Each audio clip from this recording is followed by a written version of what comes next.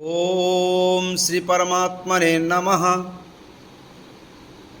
శ్రీమద్భగవద్గీత గీతా ప్రియులకు నమో నమః. నేటి పారాయణ శ్లోకం 13వ అధ్యాయము క్షేత్రజ్ఞ విభాగ యోగములోని 27వ శ్లోకం.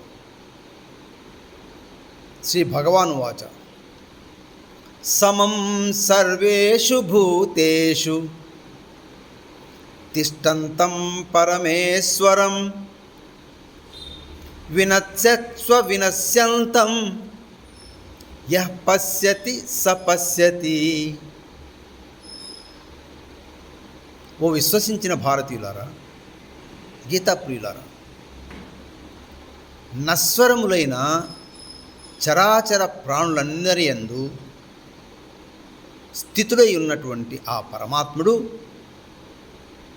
నాశరహితుడు అనగా శాశ్వతుడు, సనాతనుడు అయిన నిత్యనూతనుడు. అట్టి పరమేశ్వరుని చూచువాడే నిజమైన ద్రష్ట.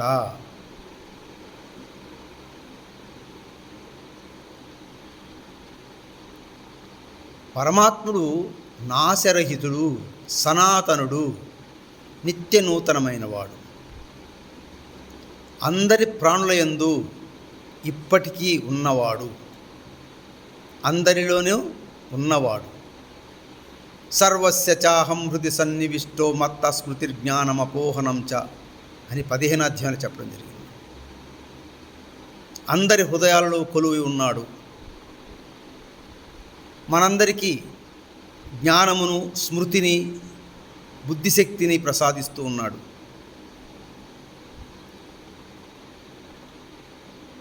అంతేకాకుండా మమైవాంసో జీవలోకే జీవభూత సనాతన అన్నారు.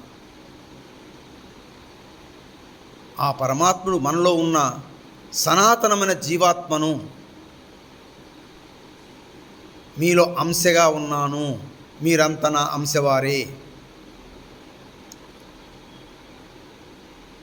కాబట్టి పరమాత్ముని యొక్క సమత్వాన్ని మనం అర్థం చేసుకోవాలి. ఇది సనాతన ధర్మం. సుమారు 5170 సంవత్సరాల క్రితం అనగా ద్వాపర యుగంలో అవతార పురుషుడైనటువంటి కృష్ణ భగవానుడు బోధించినటువంటి భగవద్గీతలో మనం తెలుసుకోవాల్సినటువంటి సనాతన ధర్మాలు చాలా ఉన్నాయి. ముఖ్యంగా మనం విభేదించుకునేది పరమాత్మని పట్లే కదా, దైవం పట్లే కదా.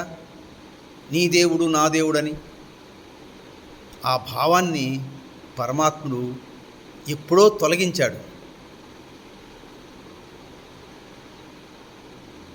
అది గమనించాలి.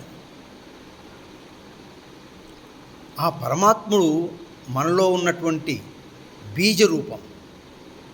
యచ్చాపి సర్వభూతానాం బీజం తదహమర్జున. నేను మీ అందరిలో బీజరూపంగా ఉన్నాను. ఆ బీజరూపంగా అంటే మన భక్తితో దానిని వికసింపచేసుకోవాలి.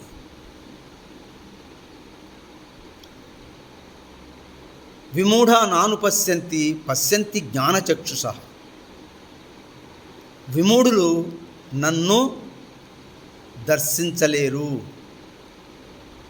జ్ఞానచక్షుతో మాత్రమే నన్ను దర్శించగలరు, జ్ఞానచక్షుతో మాత్రమే నన్ను దర్శింపగలరు అన్నారు.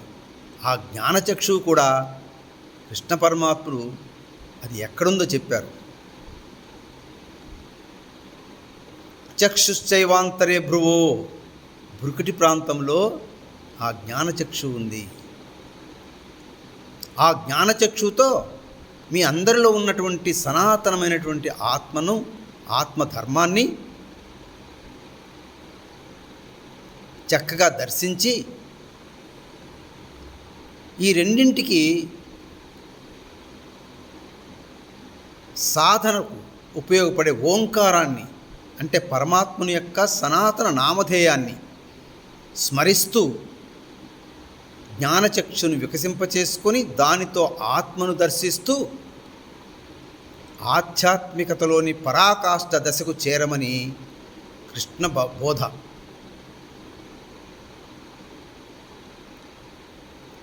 ఆ ఆధ్యాత్మికత పరాకాష్ఠ దశ ఏంటో వేదాలు చెప్పాయి.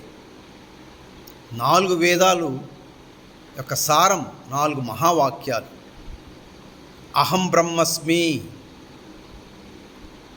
తత్వమసి, అయమాత్మం బ్రహ్మ, ప్రజ్ఞానం బ్రహ్మ. ఈ పరాకాష్ఠ దశకు వెళ్ళాలి అంటే మనము ఓంకారంతో జ్ఞానచక్షువును ఆత్మను చక్కగా వికసింపచేసుకొని వాటి శక్తిని పెంచుకొని ఆ స్థాయికి ఎదగాలి. అందుకే ఈ సనాతన ధర్మం నిత్యనూతనమైనది. గమనించుకోండి, ఆ సనాతన ధర్మమైన పరమాత్మ అంశైన ఆత్మ మనలో ఉన్నంత వరకే మనం చైతన్యవంతులం, తేజోవంతులం, ఆనందం, ఆరోగ్యం, జ్ఞానవంతులం కూడా. అదే ఆత్మ మన దేహంలో లేకపోతే ఈ శరీరము కుళ్ళిపోతుంది, కృషించిపోతుంది, పతనమైపోతుంది, నిత్యనూతనం ఉండదు. అందుకనే ఆత్మతత్వం, ఆత్మధర్మం సనాతనమైన ధర్మము. అదే భావంతో ఉండాలి. నేను దేహాన్ని కాను, దేహిని అని భావం ఉండాలి. దీనికి ప్రామాణిక గ్రంథం వేదములు, ఉపనిషత్తులు, మనలో ఉన్న ఆత్మబోధ. వీటి ద్వారా మనం ఆధ్యాత్మికంగా ప్రగతి సాధించాలి అనేదే ఈ సనాతన గ్రంథం యొక్క ఉద్దేశం. అలాగే పరమాత్ముడు 28 శ్లోకంలో చెప్తారు, సమం పశ్యన్హి సర్వత్రా సమవస్థితమీశ్వరం నహినస్త్యాత్మనాత్మానం తతో యాతి పరాంగతి. పరమగతిని ఎవరయ్యా పొందుతారు అంటే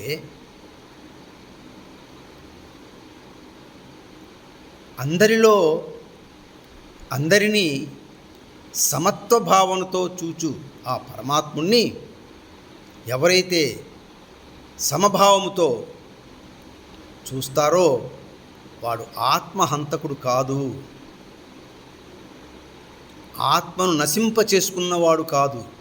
అంటే పరమాత్మను విభేదించామంటే నీకు వేరు, నాకు వేరు, నీ దేవుడు వేరు, నా దేవుడు వేరు అని మనం వాదులాడుకున్నామంటే మనలో ఆత్మశక్తి అనంతంగా క్షీణించిపోతుంది.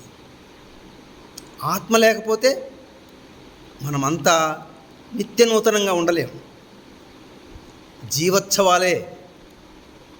ఈ భావనను వీడి మనం పరమగతిని పొందాలి అంటే ప్రతి ఒక్కరూ కాంక్షించేది పరమగతినే. ఆ పరమగతిని పొందాలంటే ఆత్మతత్వంతో వర్ధిల్లాలి. నిత్యము నేను దేహాన్ని కాను, దేహిని, ఆ పరమాత్మ అంశను అనే భావంతో ఉంటూ దానికి ప్రామాణిక గ్రంథమైనటువంటి తత్వశాస్త్రం, యోగశాస్త్రమైనటువంటి సనాతన గ్రంథమైనటువంటి 5000 సంవత్సరం నాడు బోధించిన భగవద్గీతను మనం నిత్య పారాయణం చేస్తూ దానిలోని సనాతన ధర్మాలను ఆచరిస్తూ వర్ధిల్లాలి. గీతా వైభవమే భారత వైభవం, గీతా వాక్కు భారతీయుల హక్కు, గీతా జ్ఞానమే మోక్షానికి మార్గం. ఓం తత్సత్. సర్వే జనా సుఖినో భవంతు, సర్వే సన్మంగళాని సంతు.